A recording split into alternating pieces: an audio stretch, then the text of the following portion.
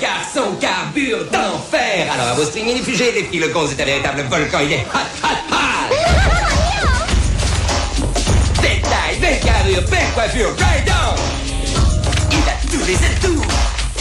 Et en plus, il a des trucs à dire aux quelques 50 milliards de paires d'oreilles qui nous écoutent. Balance tout, man.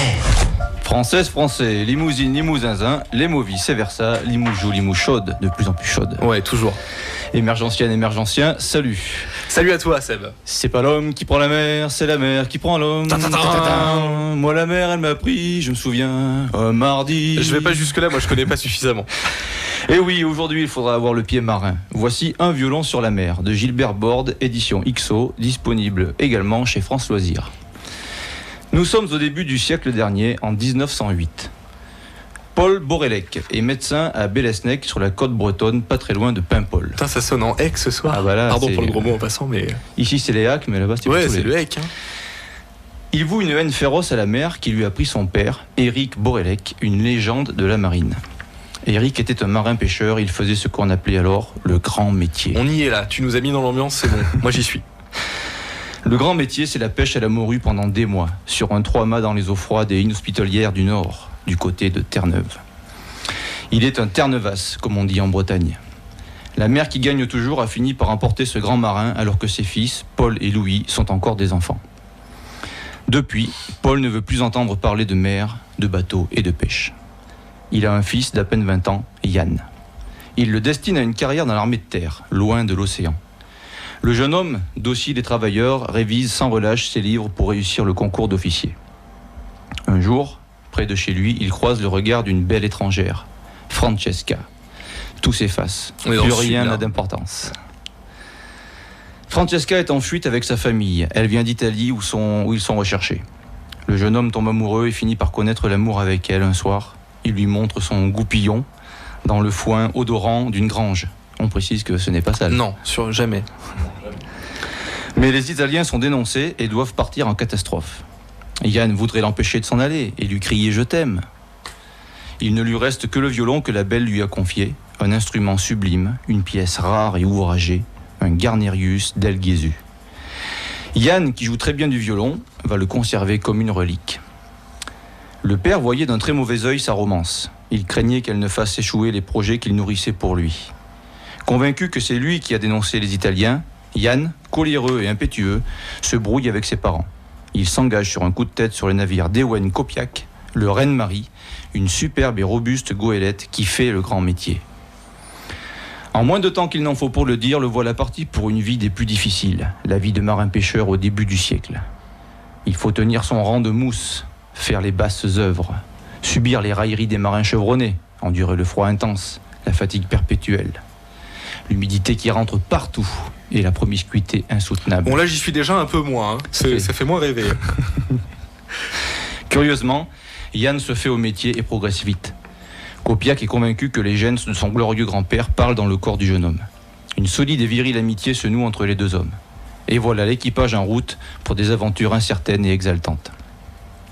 Mais alors que le Reine-Marie mouille au large des côtes du Labrador, un événement dramatique va changer la vie de Yann à tout jamais. Et celle de quelques autres par la même occasion. C'est là que le roman prend un virage très surprenant et passionnant. Mais on ne va pas spoiler. Non, nous ne spoilerons pas ce soir. Ce roman possède le souffle du grand large et la sérénité de la terre. Un pied sur le sol et l'autre dans l'océan. Encore une fois, j'ai été emporté par l'histoire, racontée par un orfèvre du récit, un magicien de la plume. Je n'ai pu m'empêcher de relever certains passages qui sont d'une beauté à couper le souffle. Page 67. En face de l'océan, on ne peut pas tricher. Les plus grands menteurs deviennent sincères. Les plus courageux ont des frissons dans le dos. Et les poètes s'émerveillent de vivre. Autre exemple. Tout à coup, il sentit qu'un poisson tirait sur la ligne. Il le remonta en éprouvant jusqu'au fond de lui-même les soubresauts de l'animal, la vie de la mer se mêlant à la sienne. Vous en voulez encore ? Voici, page 199. L'horizon était noir, comme si la nuit repliée là-bas attendait le moment opportun pour engloutir le monde. Chers auditeurs, vous l'avez compris, avec ce roman, vous naviguez sur des eaux luxueuses et superbes. La poésie n'est pas loin, à portée de cornes de brume. Je le fais bien. Hein. Parfait. Je me suis entraîné toute la matinée. C'est parfait. Ce diable de romancier nous fait vivre une scène de tempête tout simplement sensationnelle. On s'y croit, on s'accroche à tout ce qui se passe à portée de main. On perçoit le vent déchaîné, l'eau qui fouette le visage, les mouvements du trois-mâts qui semblent vouloir se retourner. J'en frémis encore.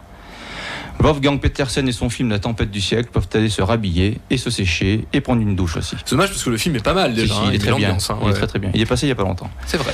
Gilbert Borde nous raconte une histoire superbe et originale. Sa connaissance de la mer et des techniques de navigation en impose.